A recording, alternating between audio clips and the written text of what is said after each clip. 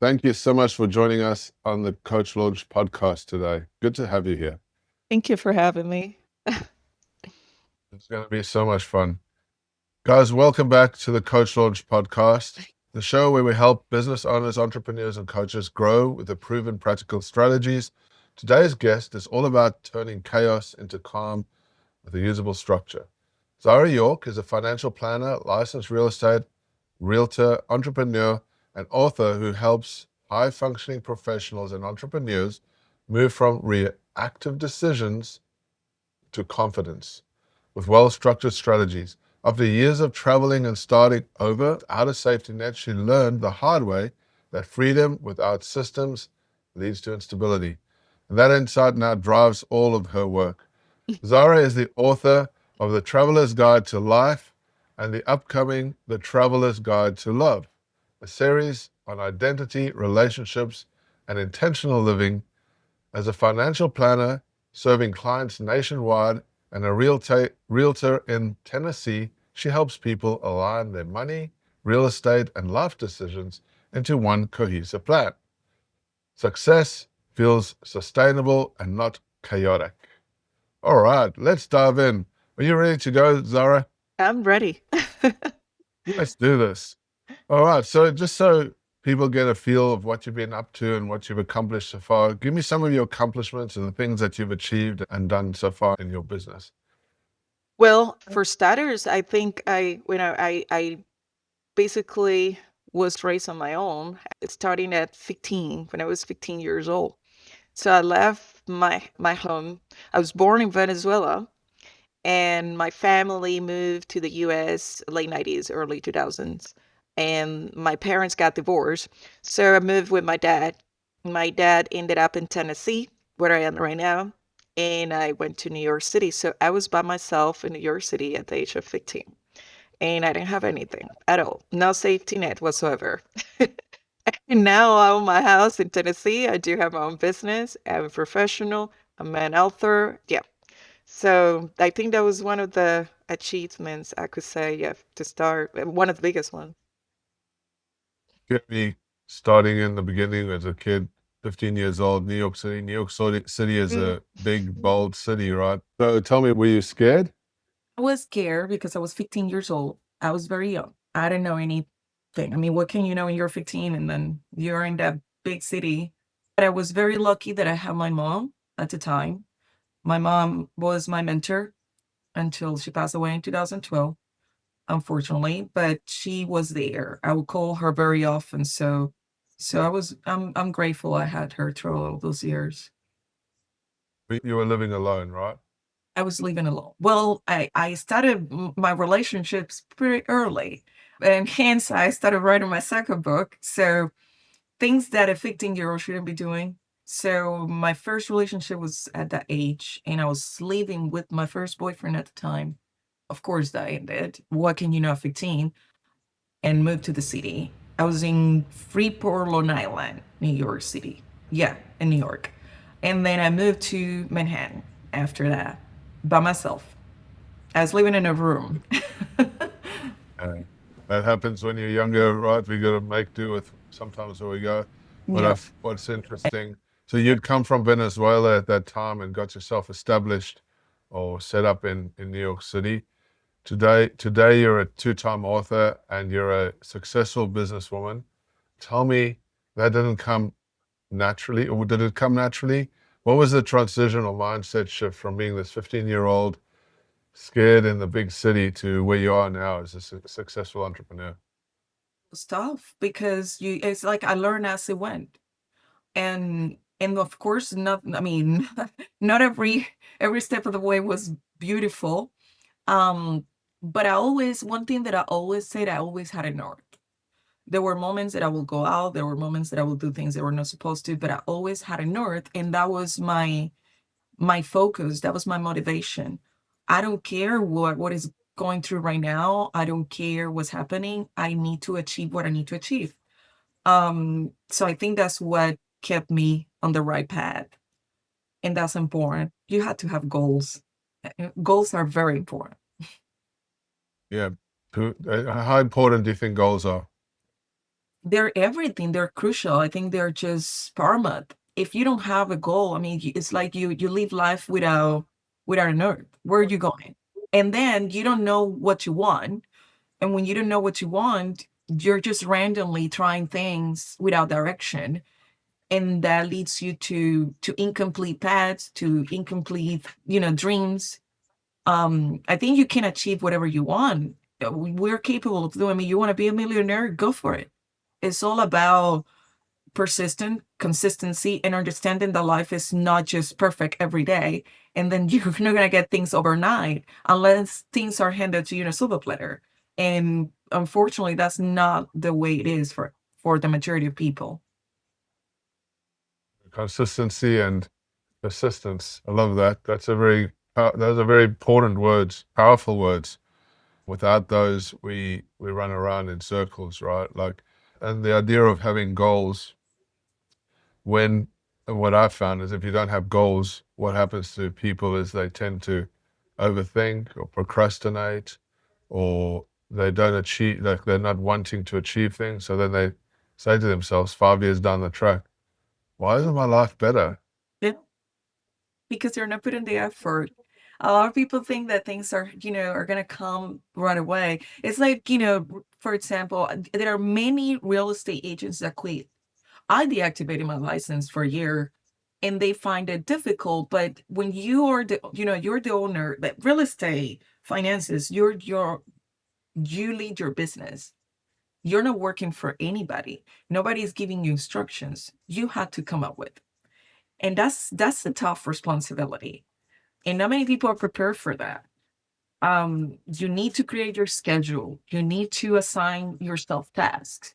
You need to, find your strategies, and all is on you. When you work for a company, the company gives them to you, and that's why you receive a salary based on your time. But when you are a business owner, you have the control of everything. Well, there you go. That's the control you have. That's your responsibility. And so you came out of this environment where you were kind of finding your own way as a young entrepreneur or a young lady in the world in New York City, and I can imagine how tough that would have been. Talk to me about some of the struggles that you faced along your entrepreneurial journey to get to Yeah, where you are today. being rejected. Because when I was in school, when I went to college, I didn't know I was gonna end up in in real estate and finances. But I went to college and I studied criminology. And my dream job was to work for a government. Um, Always. I still like it. I mean, I have read so many books, about true crime and all that, and I enjoy them. I was rejected. I tried to join the military in the US. They rejected me. Right. Um, Perfect. I applied for, believe it or not, I applied to FBI. I made it to the second interview. The CIA, I made it, and then it never said there was rejection along the way. You get exhausted. I opened my first business in 2016 when I had my own clothing line, and I didn't know any better. I was sued by Zara. My name is Zara, so we came to a settlement, and I had to close the company, and I had a lot of losses. So there was a lot of failures, and it becomes exhausting. Um, but here I am. And at the time, I'm not gonna lie, we're human beings, right? When we have those failures, I get overwhelmed, I get angry, I get stressed, and how dare people, don't see what I am and what I'm trying to do. Um, but those are part of the journey. Those are things that need to happen so you can become a better person. I didn't know anything about business back in 2016. I had no clue. I was going crazy. I was, talking to people in China with the factories at 3 a.m. when I was in New York. I had to go to China for business. I had to design. I had to control get a marketing manager that was helping me part time. All of these things. So how can you actually start a business with this, you know, outrageous and a messy strategy and a schedule? So that taught me a lot. At the time that I opened, started my real estate business, things were more clear. You went through that. So I'm not gonna jump and then just spend so much money on things that I'm not supposed to. Let's just do things strategically. Um, So it teaches you. I didn't know that at the time. That's why, there's the saying that says, well, things happen for a reason. You just don't know the reason yet. Yeah. So it forged. So I'm interested in this. So you had a lot of rejection, and I think a lot of people are afraid of being rejected, and it does have an impact on you psychologically. And maybe for some people, it stops them from achieving or aspiring to get goals because maybe they've been rejected so many times. And it's not a good place to be when you feel that feeling inside of you, right? Like I've been rejected or I'm afraid of being rejected. What talk to us? I'm sure a lot of people in the audience would love to know, like, what is your philosophies or what have been the things that or tools that you've used to break through that? Because you've obviously accomplished stuff now and you're a successful entrepreneur and there was obviously a journey and I don't know what you went through, but maybe there's people in the audience that can gain some insight from that. That's when you had to understand, sit with your thoughts and find yourself, right? For me, because everyone is different, it depends on personality, depends on the things you like, what you want. For me, when things like that happen, it was anger. And you'll have to transform negative feeling. Anger. Explain anger. What do you mean by that? You had to transform a negative feeling into a positive one because you're going to feel, I mean, you're a human being, you're going to feel angry sometimes. So for me was, you know, changing that at the time that I was angry because I was rejected, because, it's frustration because you don't know what to do. It was for me motivation. Well, I'm being rejected. I'm angry. What can I do that is in my hands? Because I cannot control what people feel. I cannot control what people think of me, but I can control things that I can do for me. Um, and a lot of people focus so much on the outside, on the external, on what other people are doing and thinking, and you can control that. So why to put your energy on something that is useless? Is you're gonna hit you're gonna hit a wall. That's pretty much what's happening, and then you're gonna get tired. So it's an interesting mindset because you bring this, you said it, commitment and persistence, which is two very important words to me. And what does commitment and persistence mean to you? Commitment is to commit to something. Once you know what you want, commit to that. No matter what's happening in life, you have to be, loyal to that goal. And we most of the time we're not. Is because we think of ourselves like a lot of people say, oh my God, I can't, buying that $1 million house. No, how am I gonna afford that? Why not? Why you can't? I mean, what makes someone else better than you? It's all about what can you do that you're gonna buy tomorrow? Most likely, no. But that you can buy at a certain point, yes, it can happen. It's all about the daily things. It's like, when you're trying to lose weight, you cannot lose weight tomorrow. You need to follow a path. You need to wait a certain amount of time. And those baby steps take you to the final goal. If you want to open a business, I had a friend of mine that always wanted to, he was good because he was a manager of restaurants in New York City. I want to open a business. I want my own restaurant. I want to do this, and then he will never do it. But why do you have to start big? What about if you start selling, food to, certain people around you that you know? And then eventually, during the summers, you can, rent a spot where you can go to this place, that you can sell things seasonally. And then later, well, you buy a food truck. And it's all about the things that you do little by little, because you can do what you can afford and what you are able at the moment. If you think like, oh, I want that restaurant, I want to have a chain, I mean, literally you're just gonna go crazy. You can't. It's just, things don't happen overnight, and people want things overnight. It's a problem in our society, right? But I love that you're talking about commitment, being committed to your goals and having that future pacing towards it. I love how you put it in that there's opportunity around us, so go look for opportunity to make that dream reality. And I think the key thing that you were saying there was, what do I need to do to make it happen? Mhm. Right? I have a goal. What do I need to put in place to get me there? Let's talk a little bit about persistence. So you're talking about commitment. What does persistence mean to you? Even though I think resilience, correlates with resilience. Even though you're gonna have tough moments in life, it is part of it. Just think you have to have the mindset and be prepared that not everything is going to be pretty. And people want, when they imagine a final goal and they commit to something, they're so excited that they want everything perfect unconsciously. And just be realistic that there are gonna be moments people are not gonna like you, people are not gonna like your ideas, and that's okay. It's part of it. Fine, move on, then go to the next one. Just don't focus on that, because that's negative. So that's when I mean, with persistence, because you stay there continually. Think you're a persistent person? I think so, yeah. I learned that. You think anybody can be persistent? I think anybody can. It's just mindset. Is your thoughts are the reflection of your life and your actions, is what we Love think. that. Mhm. Say that again. Just so the audience can hear that again. Say that again. Your thoughts are the reflections of your life and your actions. Your thoughts are the reflections of your life and your actions. I love that. Super powerful. Thanks. Look, from a perspective of goal setting, right? You work in the real estate space, and you have clients that come to you, and they want to build a real estate portfolio, they want to invest in real estate, or they maybe just want to buy their first home. Who knows, Mhm. right?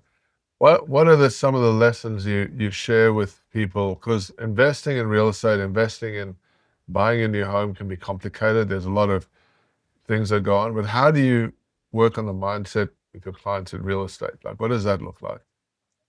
It is sometimes very challenging situation, because when people don't know, um, either they're skeptical, right? What are those? Or they just think that because they know things their way, um, then if I am trying to show them a way of doing things better, I am the bad person. I'm trying to be sneaky. I'm trying to scam them. I'm trying. So is a lot of people go, and then that's when, for some reason, I see this pattern. A lot of people go and ask the uncle, the neighbor, and whoever they trust, but they cannot trust the expert. Um, and when you receive advice, you have to go to the right people. And your uncle and your mom and your dad, they're beautiful people and they love you so much, but they don't understand the business. So you need to understand that you need to rely you need to listen to reliable advice. And that comes from an expert or someone who is unbiased, or something that's unbiased, a book, for example, or a friend that you just met. Um, it's just no one, they don't gain anything on seeing you fail. And then, believe it or not, I'm not saying that that's the case, but when we go to family members, there is a lot of things involved. There is a lot of bias, and there is a lot of lack of expertise. So that's the part that I run into so much with with clients. Interesting, right? It doesn't matter in business, in life, when you're investing in stocks, real estate, whatever it is. So many people want to have success, they want to have wealth and riches, but they're listening to the wrong voices. I see that a lot myself. And oftentimes, not even just listening to the wrong voices, sometimes I see as well people being arrogant that they think they can do it better themselves rather than working with experts who can shortcut the process and cut out years of struggles. And I've seen that a lot. So I totally understand and resonate with that. And it's a big thing, right? Because we trust our mums, we trust our dads. Dad's been giving me advice all these years, but when it comes to big financial decisions, are they millionaires? If they are, then maybe you would listen to them. Have they made $100 million or $10 million or even $1 million, right? Yeah, maybe you could listen to them. But if they haven't done the thing that you're aspiring to do, I 100% agree, Zara, that we need to speak to experts and get consultation from people that have done it before, that have made the mistakes and can help you shortcut those mistakes. I said arrogance is the worst trait you can have for success. That's not gonna lead you anywhere. It's true, so true. It's it's another thing that I like to talk about. It's your inner circle, right? The people that the closest people around you is the results that you're going to emulate. If you're not hanging around with people that are smarter, faster, more resilient, that have made more money than you, then how are you ever going to be able to achieve those next levels of your goals, right? Like, so important. So tell me, what is, you come out of so you were living in New York. Where did you say you live now? Sorry. I live in Nashville, Tennessee. Nashville, Tennessee. Love Yeah. it. So going from so you had this business. It was a retail business. Obviously, your name being Zara didn't help you too much with the branding side of things with a Nope. competitor out there. And so your business shut down. You ended up going into loss. And I don't think I've ever met an entrepreneur that has never gone through an experience of extreme loss. Successful entrepreneurs. It's a part of the game of pushing and trying and testing and failing forward. But I'm sure it wasn't pleasant for you. Yeah. I'm sure there was a lot of things. Talk to me about what it was like going through that type of experience, if you could. The process of failure when that happened, it was overwhelming. I mean, I had a whole bunch of merchandise in a storage that I don't know what to do with it. Paying for that storage, getting an attorney that could help me so I could at least get something back because I don't know, I need legal advice. It was, my website canceling everything. And then at the time, I remember I had a radio interview, which was really, it was something that was helping me. I had a fashion show. So those things were helping me to get known in the area. And then I was getting a lot of calls after that. And my thing, it was like, I can't do them. I was just, I can't attend. I can't have more interviews because it was the legal part that I was going through. I was anxious because I was entering into a new thing. I didn't know what to do. I had no clue where to go, how to start, calling my attorney and asking her for questions. Um, he ended up in a settlement, which helped me a little. But I tell you this really is a beautiful story, and I'll be sure with that. I moved to Dubai, and I was in Dubai. I was probably a year living in Dubai, and randomly I got a call from the army, and it was really weird. The officer spoke to me and say, "Hey, I found all this clothes, with the brand new with the tag and everything, boxes. And I just wanted to finally I found you because we're sending this to Africa." And, and then and I was like, oh my God, my clothes, the ones that I donated. Because what else am I gonna do? So I ended up, donating all those clothes, and then he just wanted to thank me for that donation, and he even invited me to go. I couldn't go, but eventually he sent me this picture with all these ladies, give me girls in their 15s, 17s wearing my dresses. So that was Wow. really fulfilling. Wow. So something good came out of it in that instance. So I just want to take a step back. So you're going through all this crazy stuff. If you were to go back, what would you do differently? What would be the lesson you learned from that business venture?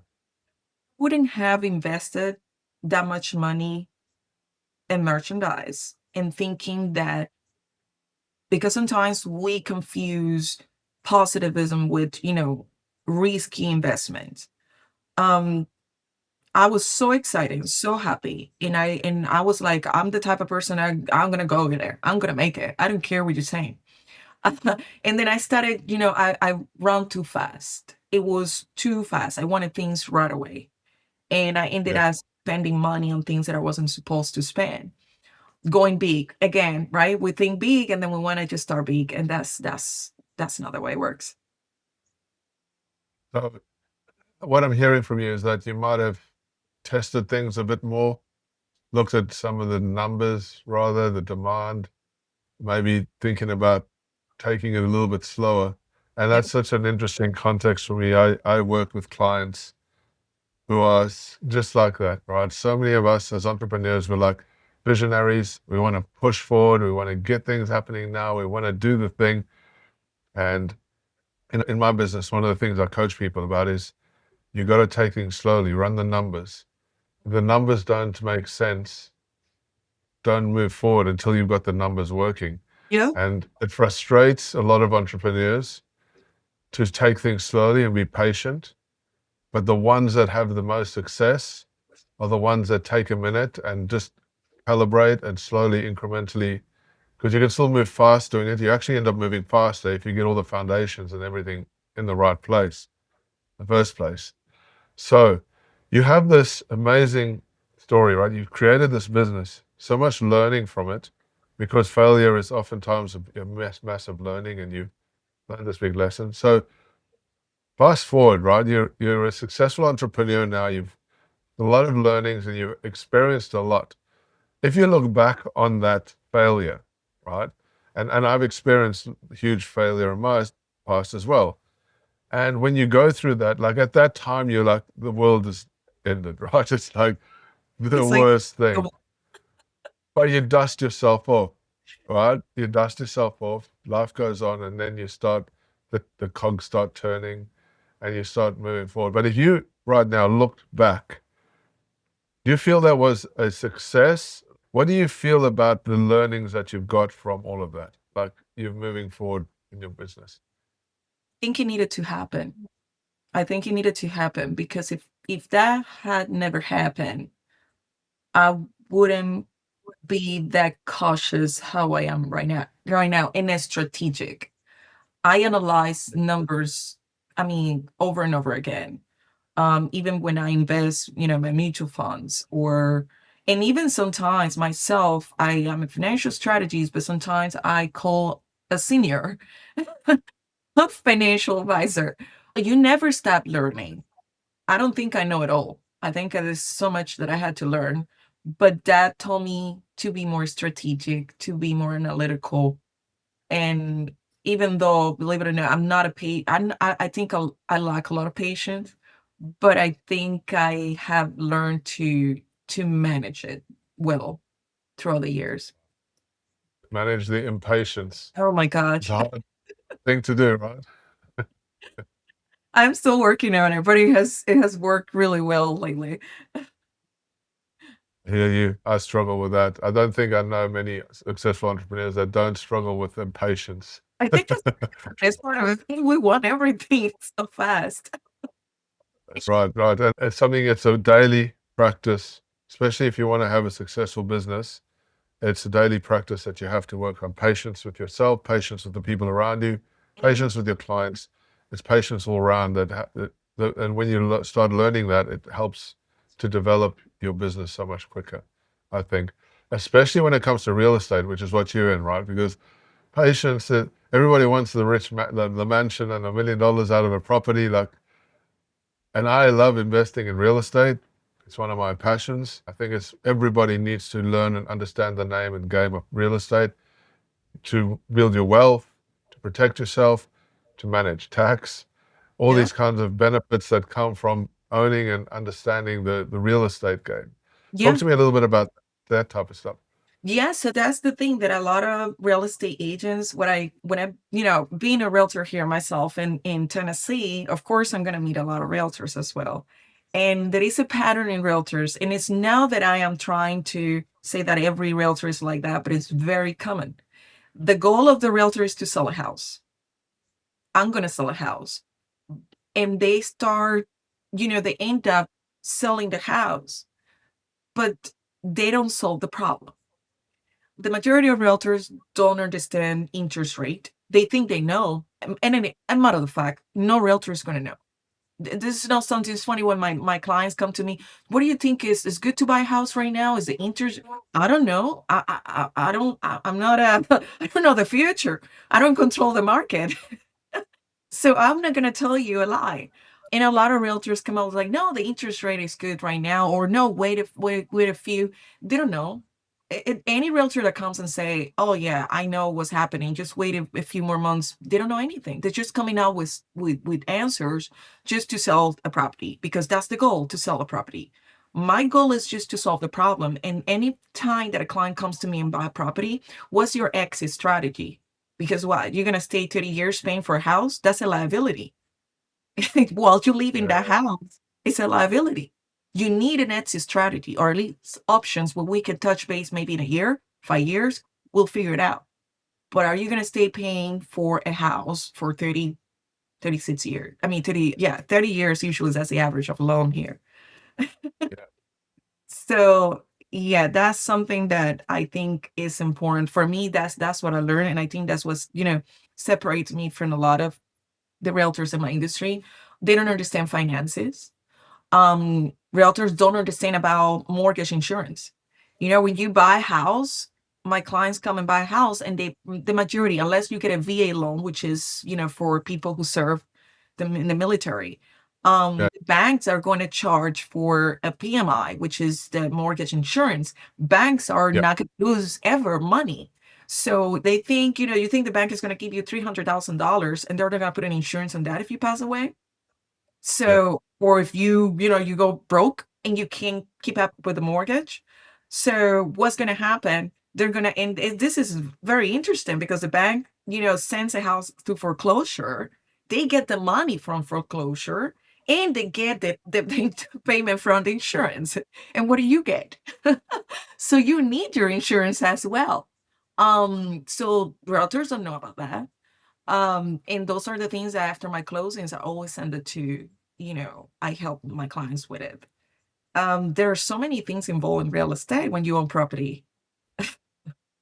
You were talking to me before, and we were talking about patience and the requirement for patience and what it takes to invest in real estate, right? We've covered some, numbers are important, and patience. But something interesting you mentioned before, we were talking just when we caught up before this podcast, you're talking about the reverse of how things are happening, now, and how it should be a reverse versus people going to a realtor versus going to the finance. You want to talk to me a little bit about that so I understand that a little bit? Yeah, it's very common. The system has a flow. And it's like, that's when I created my website. And I patented, and it was a whole journey too. So when I started the business in real estate, I was like, why do I have to refer clients to a lender? Why do I have to do that? I mean, aren't you supposed to go to a lender, get money, and come to me? Why do I have to do the work of a lender? So I was like, what is the flow rate? I really don't get it. And it keeps happening constantly. It's funny because a lot of lenders call me. A lot of lenders here network with realtors. I need to find realtors because they're gonna find me clients. Shouldn't you give clients to realtors? Because you're the ones who are approving, and then you send them to me. And I don't know. I think people right away, when they think about buying a property, right away it's like, I need to call a real estate agent. With what money? You need to talk to a bank first, unless you have cash. If you have cash, then you can come to me directly. Other than that, there's not really much I'm going to do. What I'm going to do is refer you to a lender, and the lender getting a referral. So, so it's very interesting and ironic. And I created this website. This is an idea. I patented the idea. It's called BizNet. And so I was like, what about if there is a platform where everyone can go and use it as a dating app? Think of it like a dating app, but in real estate. Because we have so many roles in real estate. You have wholesalers, you have, investors, you have lenders, different types of lenders, because you have hard money lenders, you have traditional lenders, you have commercial real estate agents, you have residential real estate agents. So you have even people, photographers and all of that. There is so many roles involved in this industry. And I was like, well, what about if you go to that website and then they ask you all these questions that are aligned with your role, and then it matches you with, the person that is supposed to go to you. So if you are a buyer and if you're not prepared, it's not gonna match you with a realtor. It's gonna match you with different types of lenders, depending on what you're looking for. So that was the idea I had. It's there. and it's still, still in the works. But I think it's something that people don't understand, which is really frustrating. I think it's frustrating for real estate agents too, because it happens constantly. I think you've got a couple of things I think which is so important, right? It's like, and I think this would be a great idea because it cuts out the middleman a lot. Because what's happening is that if you buy a property, you mentioned photographers, you mentioned all these other people down the line, and so everyone's taking a piece of the puzzle, and the vendor, not the vendor, the buyer is paying for all those extra costs that can rack up pretty quickly, and so your commissions are $20,000-$30,000 on a property, and if you lined it up the right way, you could save yourself a lot of money in that instance, which I Yeah. think is brilliant. Knowing all the pieces of the puzzle and the checklist of these are the people that need to, and then just have it kind of automated. I love that.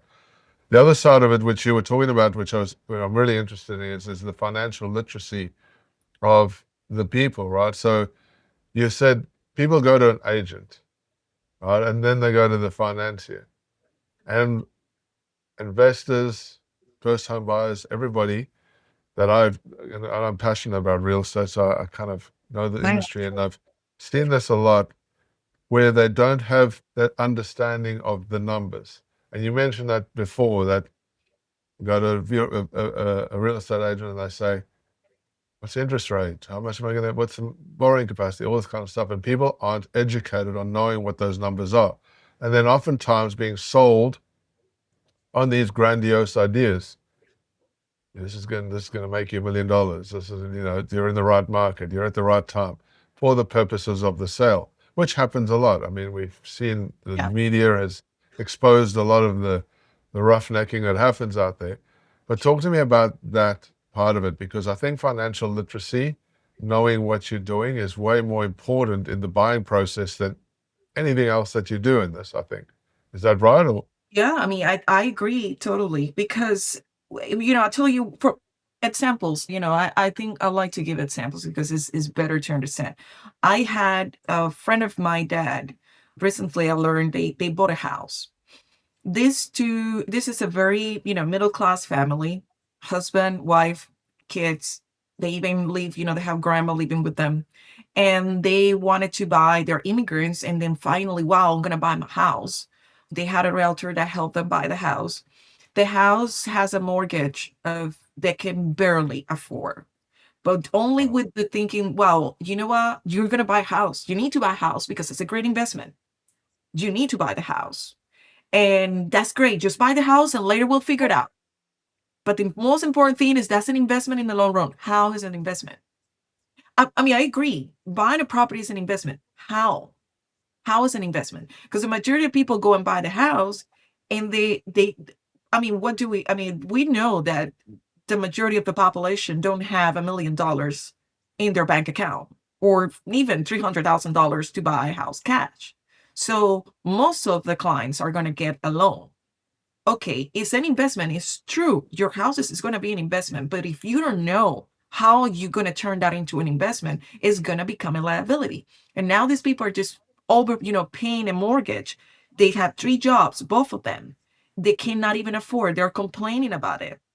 And how is that an investment? Explain that to me, because to me, that's a liability. It's just facts. And I think realtors don't know about finances. Again, I'm going back to that. Realtors just don't know how to sell a house. And unfortunately, some of them don't do it maliciously. It's just part of the training, is what they know. And clients just, believe what they say. So that's what I say, I previously said that the point is the strategy on how it's going to be, what's your exit strategy once you acquire the property? And that's the part that I know. So, so before buying a property, we need to think about, do you want to use your equity to buy another house that's going to give you cash flow? Because that can be possible. Are you planning to turn that into a rental eventually? Are you planning to just wait for because right now we can go and study the market right now, and I mean it's a little bit more risky, but we can go with experts and see what it's going to look like in the next 10 years based on history, and see, well, in 10 years, if this house appreciated to this amount of money, it's fine, I can sell it and then open a business. Or, there are many ways that you can get out of that. But people just go, well, no, just buy the house. It's an investment. How? Tell me the how. That's the most important part. To knowing the numbers, right, and understanding the thing that you're buying. And I remember years ago, me and my partner bought our first property, and we are numbers-driven people, and we had an amount of borrowing capacity. We went and found out what our borrowing capacity was. We first went to a lender before we went and looked at the strategy to purchase. And where we were buying at the time, what was happening was it was an emotional market. And so people were just buying these properties. So we'd go to these auctions, and the auctions were just going nuts. So people would be like 400, 500,000 overvalue on these prices. And we were just like, we nearly got caught up in that energy stream of like, when you're at an auction, you just want to put up your hand and I want Yeah. to buy this property. And it was really, really tough. But we knew our numbers. We knew where we were going to sit at. We knew what the outcome needed to look like. We knew what the property had to acquire for us down the track. And this was something we bought for the purpose of renovating. And we went to heaps of auctions and we were just getting outbidded everywhere, but we stuck with our top line. And funny thing happened is one day we went to this auction and it was raining and not a lot of people showed up and the vendor was under pressure to sell. So the stars just aligned. And it took us about 6 months before we got to this place, but because we were so committed to sticking with our numbers and knowing what we wanted out of the outcome, we got this property at a really amazing price. And we renovated and it got revalued at the end, and we made like $250,000 in reval from the renovation. And the point of that is exactly what you were saying before. It's like being financially literate about the decision that you're making, not being emotional about it, and sticking to the decision-making process and knowing that it has to have a future value for you. It's not just, oh, I'm going to buy a property. It's just to have it. A lot of people do that. They buy from emotion rather than An investment. understanding that. Yeah, Yeah. it happens a lot and it's very common. I did had a listing appointment. The guy never followed up with me. I tried to follow up with him, and the reason why, I'm pretty sure, is because he was thinking that he could sell that property for more than the market says. And they just, people just think that is the way they want, and the market doesn't listen to emotions. And it's a fact. It's business. I have another client that's trying to buy a house right now, and she wants this beautiful neighborhood, and she has a budget. And like, you need to think about this the first time she's buying a house. You need to think about that your first house is not going to be your dream house. You need to think from the investment perspective. Eventually, you will have the house, but the first house, you're going to have to give up something. You're going to have to be more flexible with location. You're going to have to understand more. Well, maybe I don't want this big house. I want a smaller property first, but it works for what I need right now. It's just emotions can lead to really bad decisions. So good in business and in real estate. I see it. I've seen it so many times. It's crazy. We got to manage the emotion side of it. And this is the reason why people are listening to this podcast, right? Is to learn more about the skills of business and investing. I really appreciate all the stuff that you're bringing to the table today. Tell me, what is one of your key messages that you're passionate about sharing with people? And what if you had like one key message that you would share with the audience? What would that be? I think not being afraid. A lot of people, limit themselves because they're afraid. They're afraid to take a step. They're afraid to take advice. They're afraid to learn.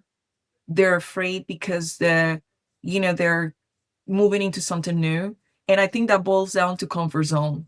You need to get out of your comfort zone. Comfort zone is the worst prison you can ever have in life, in my opinion. Wow. Comfort zone is the worst prison you can have in life. We can just end that podcast right there.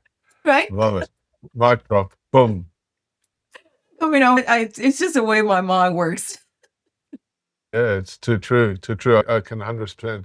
So how do you empower people to follow their path? Like, what is it that you do that's unique? I use real stories, and I think and that's the reason why I wrote my book and why I'm writing, what the new one is coming up. I started writing when I decided to publish that. My life hasn't been very steady and perfect and traditional. Let's put not because no one is perfect, but as we say, traditional.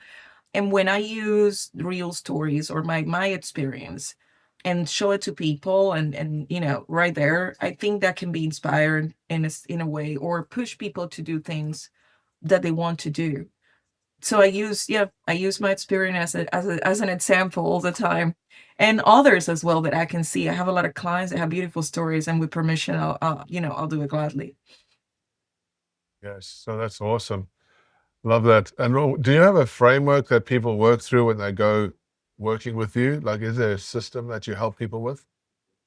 Well, yes. So if I have first time home buyers, we always go to the financial bar. And like, let's just hold it right there. Let's have a Zoom or let's meet in person and let's talk about your finances first, and then we'll see what your goals are. Depending on that meeting, then we'll move forward to either, buy the house or we just kind of reset right there and see how we can help them to save that money and for how long to be in a really good financial position. So that's how I approach the business. For investors? With investors, I mean, they always try, because they want to buy property and then they want to flip them. And the investors are very knowledgeable when it comes to investments. The majority are.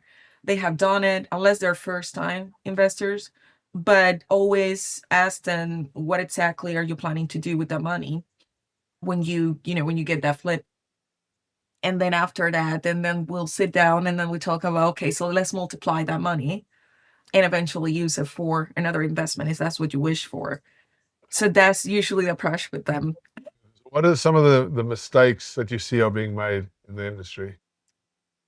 I think it's a lot of lack of financial literacy in this world. I mean, the US is huge, but I think generally there's a lot of lack of financial literacy. We don't teach that in a school, unfortunately, and they should. Right? They don't teach that in a school.